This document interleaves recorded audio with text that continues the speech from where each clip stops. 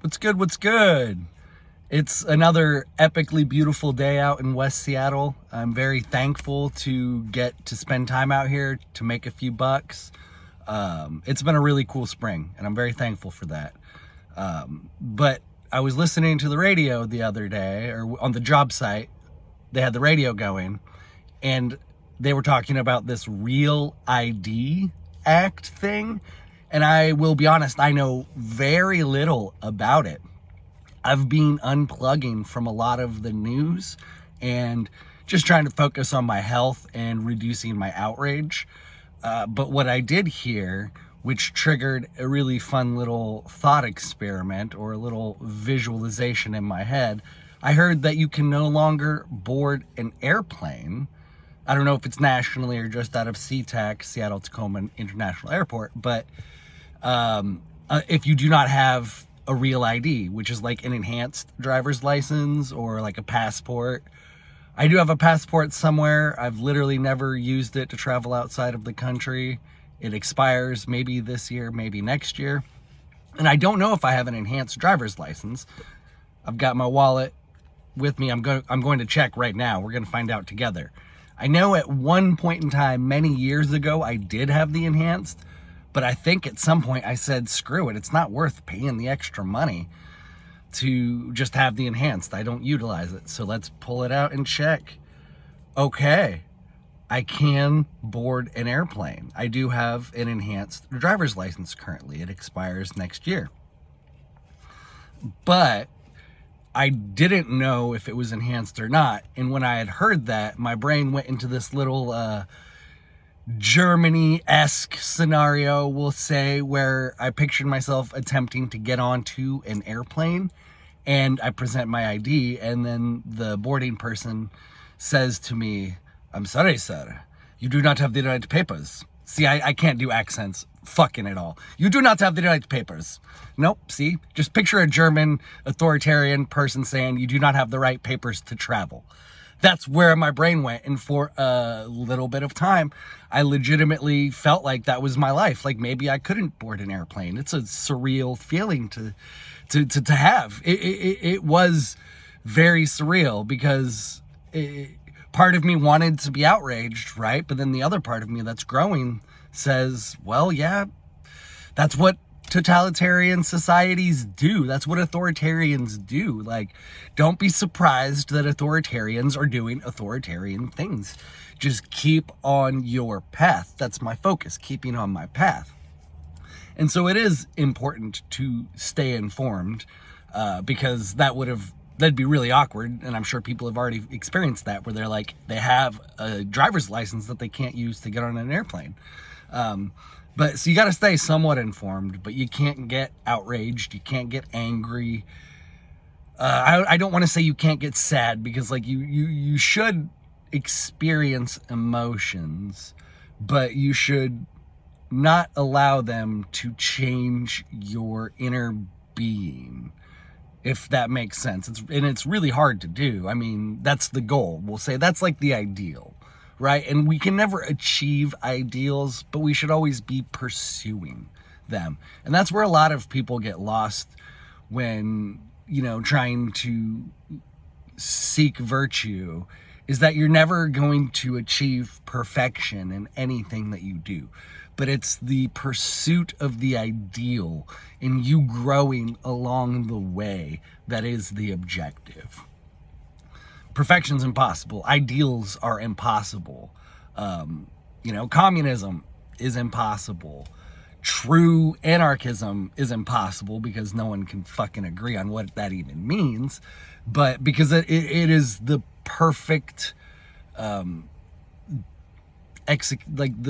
achieving the ideal. You'll never achieve the ideal. The goal is to move in that direction.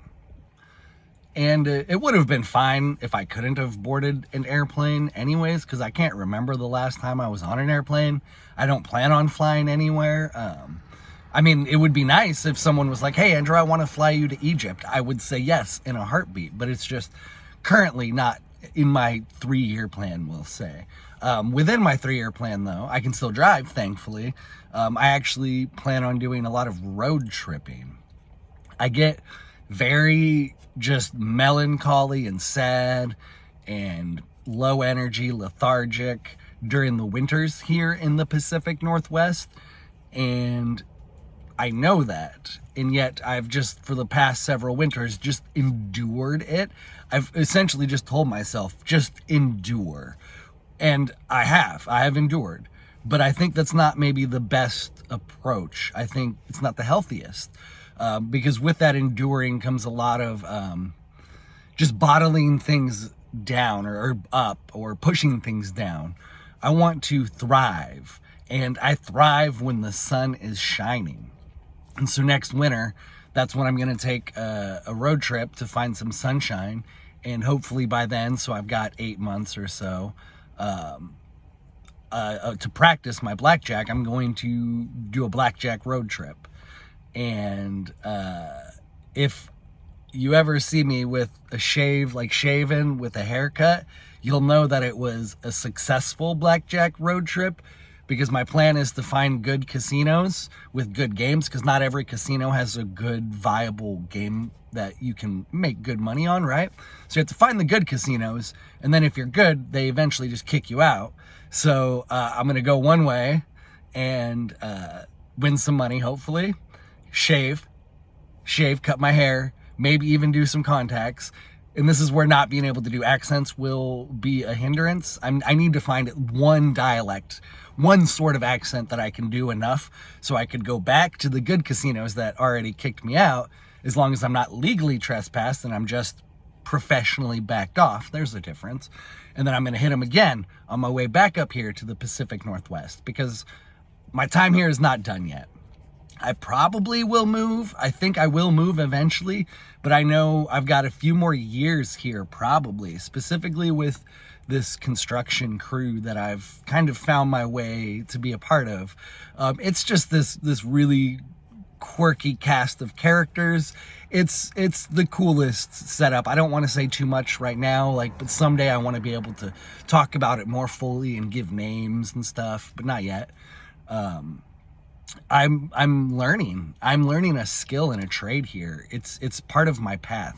So, and the work slows down in the winter anyways, which is just totally perfect. So then I'm going to come back up here, drive back up here, and continue working on the trade of, I don't know what to call myself yet, like a framer, maybe, because I've gotten pretty good at framing, like general framing, rough-in framing, new construction framing, but not quite there yet where I can call myself a framer.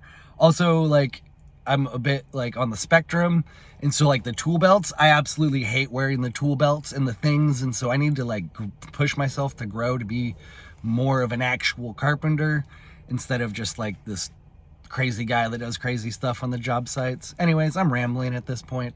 I can board an airplane. I don't know, can you board an airplane? Do you have to go spend money to get permission to pay a company to engage in business? Doesn't seem like a really free market to me. And from what I understand, there's other deeper, more nefarious implications to this Real ID thing. I don't know about it. I'm not going to stress about it, but I would believe it. So, and that's pretty much how you got to handle everything. There's this, I'll end this video here.